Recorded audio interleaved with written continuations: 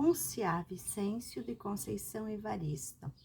Ponciá Vicêncio é um romance brasileiro de Conceição Evaristo, publicado em 2003 pela primeira vez, mas já passou de várias edições. É considerado um romance circular por alguns críticos e que faz uma ligação significativa entre história, espaço narrativo e tempo, e são ligados pela memória da personagem Ponciá, de uma maneira que se cria uma tela, que em alguns momentos, por Conceição fazer isso de maneira tão bela, o leitor é tomado pela personagem. A obra traz uma memória identitária do avô de Ponciá e estabelece um diálogo entre o passado e o presente, entre a lembrança e a vivência, entre o real e o imaginário. O romance é carregado pela força de um povo que sofreu e sofre com o processo de escravidão, a opressão de classe e o racismo. Ao trazer esses temas, Conceição Evaristo acaba fazendo com que o leitor se afete com a leitura, provocando em si uma inquietação que possibilita pensar na realidade da população brasileira, pois tem em sua maioria pessoas negras que estão a todo dia lutando contra, principalmente, o racismo. Então, Conceição Evaristo, né? O livro fala sobre racismo, escravidão, desigualdade social e tem 120 páginas. A contextualização histórica desse romance é uma obra que pertence ao movimento estético contemporâneo, que se contrapõe ao parnasianismo e aos movimentos que o antecedem, pois faz com que o leitor e o escritor estejam em uma relação de troca, além de fazer pensar, refletir e criticar a estabilidade da sociedade. A obra que critica uma sociedade que foi construída em um modelo burguês e escravocrata, fazendo da vida do povo negro uma vida de angústia e resistência para sobreviver. O romance ainda, pelas palavras, explora as sucessivas perdas de Ponciá, a morte do avô, do pai, dos 7 filhos, a separação da mãe e do irmão, penetrando no apartar-se de si mesma. Analisa tal fato como uma consequência de grandes abalos emocionais, de profundas ausências e vazios, mas também como resultado de fatores sociais, extrema pobreza, desamparo e injustiças sociais. Então, esse é o contexto histórico em que acontece a obra Ponciá Vicêncio de Conceição Evaristo. Se você está gostando do vídeo, dá um like. Se já está inscrito, obrigado. Se não está inscrito, se inscreve no canal. Obrigado. É uma história que trilha caminhos brilhantes e perturbadores. Sentir Ponciá questionar o porquê de sofrer violência doméstica, o porquê da desigualdade, o porquê da fome, da riqueza para alguns, acaba mostrando como a arte, ou melhor, a literatura, permite um povo gritar. Como a pesquisadora fala, faz um povo falar de um espaço que antes fora esquecido e negligenciado pelos grandes críticos e escritores da literatura brasileira. É uma história que vai se desenrolando se perder o fio. Características da obra. Então, Ponciá Vicêncio de Conceição Evaristo. Eu sou a professora Ana, obrigado por você estar assistindo o vídeo e ter escolhido o nosso canal a assistir. Foco narrativo. A obra é narrada em terceira pessoa, um narrador onisciente, que sabe de tudo o que acontece na história.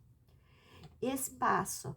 Torna-se difícil fixar um espaço, todavia, no início da história, Ponciá está em uma cidade pequena, ou melhor, a Vila Vicêncio, em um interior do Brasil, lugar esse que ela conta, relembra as primeiras histórias da família. O romance não se fixa em um espaço e passa a história naquele momento, como estamos acostumados, mas ela faz um trâmite que não permite que o leitor, por vezes, se perca no espaço e em qual lembrança está tomando os pensamentos incessantes de Ponciá. Depois de recordar-se bastante sobre as coisas que lhe prendiam naquele lugar, Ponciá pega um trem e vai atrás de algo que sabe que não encontrará na cidade em que vive. Ponciá vai parar em uma cidade e, a partir disso, a narrativa vai se dando entre lembranças e histórias que vão se confundindo em sentimentos que tomam a obra. O tempo dessa obra. Então, vamos mais uma análise. O tempo. Não há uma linearidade temporal, mas podemos classificar como um presente que se configura em lembrar do passado. Isso que, ora, a escritora contemporânea faz. Está no tempo, mas questiona o passado e voltar a falar do futuro e do presente. O enredo do livro. Tá gostando do vídeo? Dá um like. Obrigada. A obra narra a vida de Ponciá Vicêncio, uma mulher negra que desde a sua infância já sentia as marcas de um sistema que mata todos os dias, de maneira diferente, os corpos que não atendem ao modelo social esperado pela população massivamente branca e rica. A família de Ponciá mora na Vila de Vicêncio, no interior do Brasil. Família essa composta pelo pai, mãe e seu irmão Luande. São proprietários de terras e cultivam nestas para viver e sobreviver. Ponciá tem uma ligação muito forte com seu avô Vicêncio, que foi escravo e em um dos momentos de sua vida, tomado pela raiva de ser escravo e viver em uma condição desumana, acaba matando a esposa e depois corta o próprio braço e comete suicídio. Quando Ponciá perde seu pai, decide pegar um trem e ir tentar a vida em uma cidade grande. E quando estiver estabilizada, voltar a buscar sua mãe e seu irmão. Ponciá faz isso e sua vida começa a tomar outros rumos. E com isso, as lembranças começam a intensificar cada vez mais o ponto de Ponciá, fazer o leitor sentir sua aflição.